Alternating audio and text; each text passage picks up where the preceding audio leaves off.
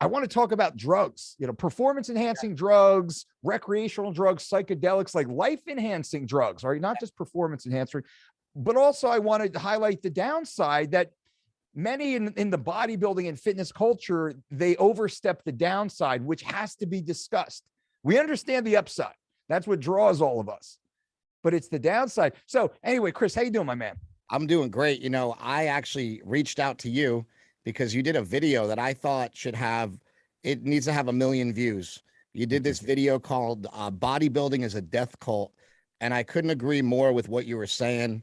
The tragedy of losing somebody like Boston Lloyd, who was just such a great, energetic ball of energy, who, in my opinion, a lot of his work, helped a lot of people, but also there's a lot of recklessness in there and a lot of things that we can sort of take away from these tragedies and sort of hopefully learn from and move forward. And, as somebody who made a movie called Bigger, Stronger, Faster, there's a scene in there where I said to John Romano, well, why don't, we hear about all these people dying from steroids. And he said, show me the bodies. Now we're 15 years later and the bodies are stacking up like crazy.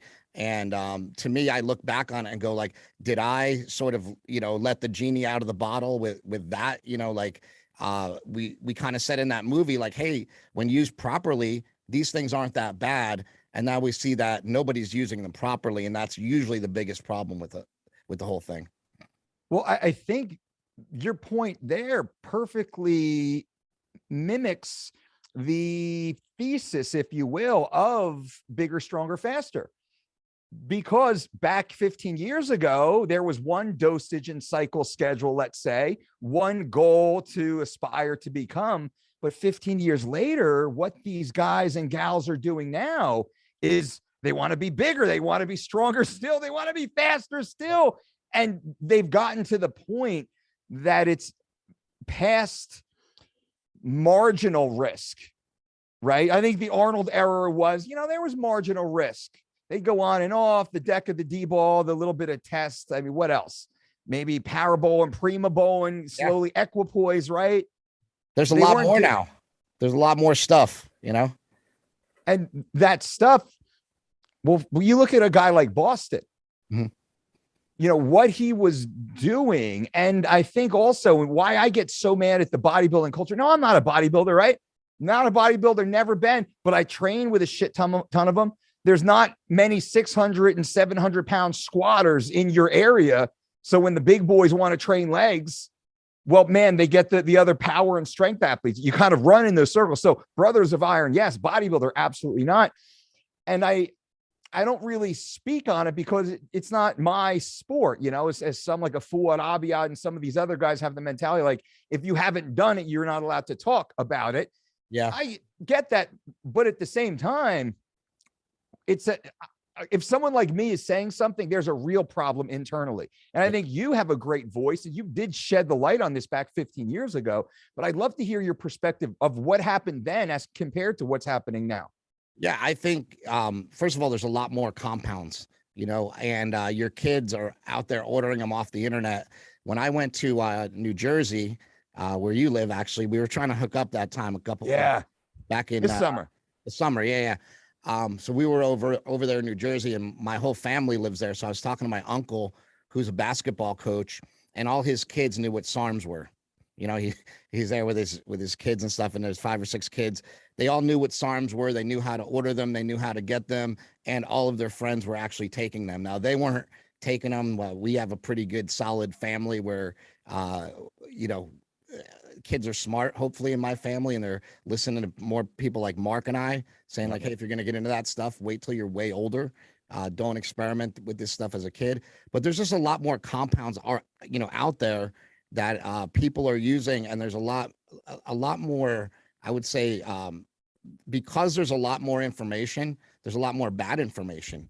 There's people out there encouraging the use of drugs like trenbolone, which in my experience, if you ever watch Derek from More Plates, More Dates, there's not one positive trenbolone story that ends with a big happy family at the end. Not one.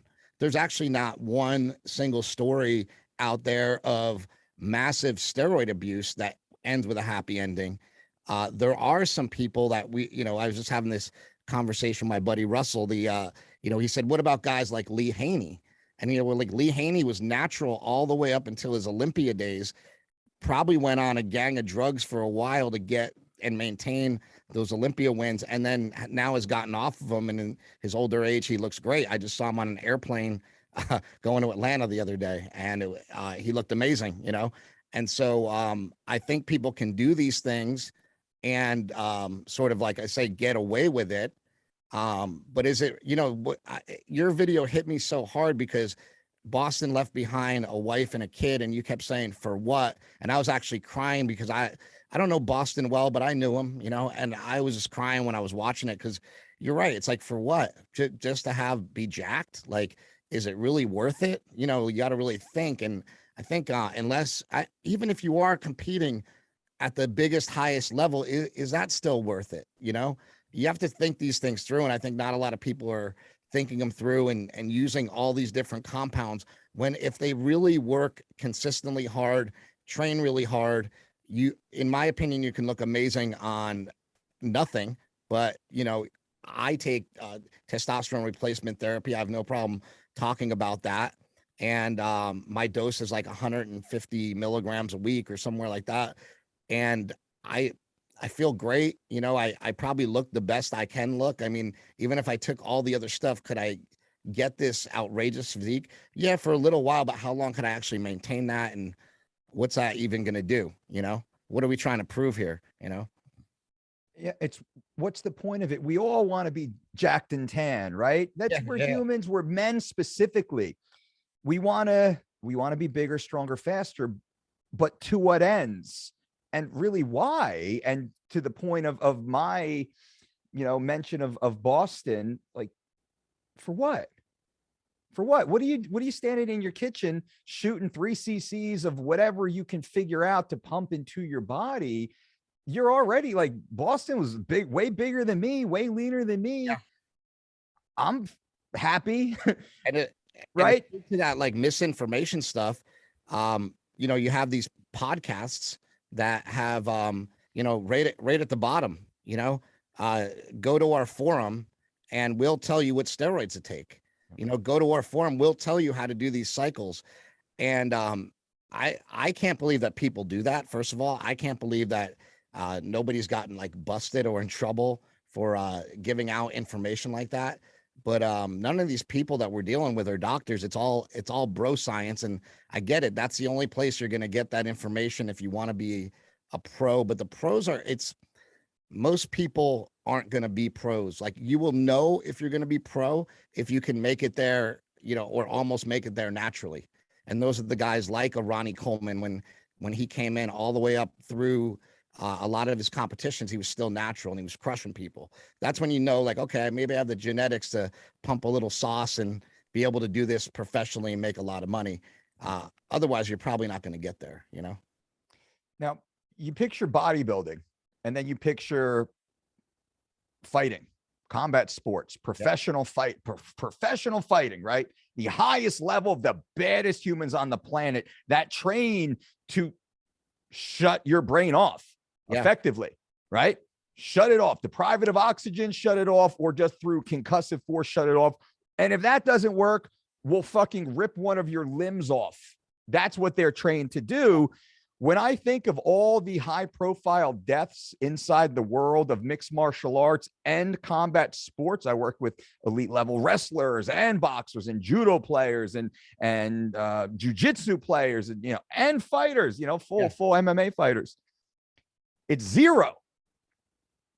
Yeah. There's zero up and coming 20 some odd year olds that drop dead in their kitchen after a training session that day. That it's literally zero. Yeah. And some of the best physiques I've ever seen are actually in mixed martial arts. I say that all the time. Sure. You take a lot of these guys and just diet them for a couple of weeks and throw them right on stage, and they would be awesome. And, so it's like, yeah, what can you do with your body? Like, at least, with like fighting, there's some practicality to all of it, right? Defend yourself, be mobile. Like, you actually have changed my life in ways that you don't even know, just by saying little things. You did a video where you were talking about, like, full range of motion on squats, and you're like, yeah, you don't have to do it, but what's the purpose of doing it if you can't, like, if you can't do it all the way? Like, why, what are you bothering throwing all this weight on for and doing like half squats? And I'm like, you know what? He's right. I need to work lighter and get depth. And I started doing slant board squats and all sorts of things without weights. I Yep. started getting away from weightlifting. I haven't put a heavy bar on my back in months because I realized, like, well, that just brings me pain later on. And like Mike Dolce said, if I can't squat down all the way, why is it worth doing it? I'm not competing in any sport that would require me like that push off strength or anything. Like, I need to be, as a 49-year-old male, I need to be able to like bend down and touch my toes. And I can't do that right now. And until I can do that, I can't put any more heavy weights on myself. It's just stupid. I've like come to these realizations by listening to people that have more experience than I do.